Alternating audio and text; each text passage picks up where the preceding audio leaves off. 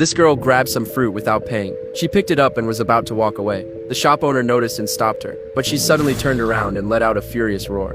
That's when everyone realized she was a vampire, so they immediately tried to take her down. In this era where humans and vampires coexist, vampires have it really tough. They usually hide everywhere, never daring to show up in the human world. Elisa ran for her life and finally crawled back home through the window. That's when she realized how serious things had gotten. She kept apologizing to her dad, but outside a huge crowd had already gathered. They were all wearing red masks, belonging to an organization under Van Helsing that specializes in hunting vampires. Elisa wasn't too smart either. She basically led the hunters straight to their home. At that point there was no turning back. The whole family had no choice but to run. John went up to a coffin, but no matter how much he knocked, there was no response from inside, so he had to force it open.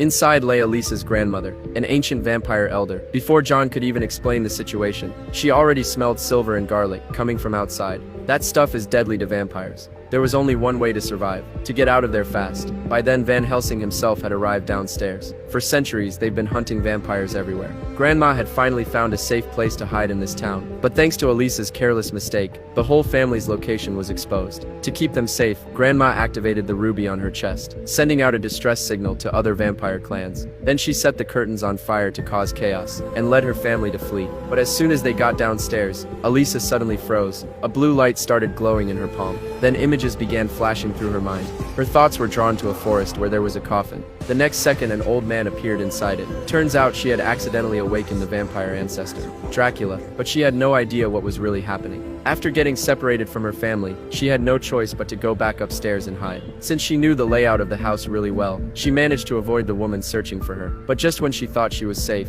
she ran right into a man. She ran as fast as she could up to the attic, but the man still caught up to her. In a panic she lied and said she was human, not one of the vampires they were after. The guy almost believed her, but the mirror next to them gave her away. Because vampires don't have reflections. Once she was exposed, she bolted. She quickly escaped through the roof. She kept running for her life, and finally reunited with her dad. But before she could even catch her breath, the blue light appeared in her palm again. It wasn't the first time it happened. Every time it did, she saw strange visions. An old vampire being awakened, wearing a ruby ring that symbolized power, and he could somehow sense the girl's presence. It was like the two of them were connected. John was shocked when he saw that. Not every vampire had that kind of ability, and vampires don't dream at all. So what exactly is Elisa's true identity? Follow me to find out what happens next.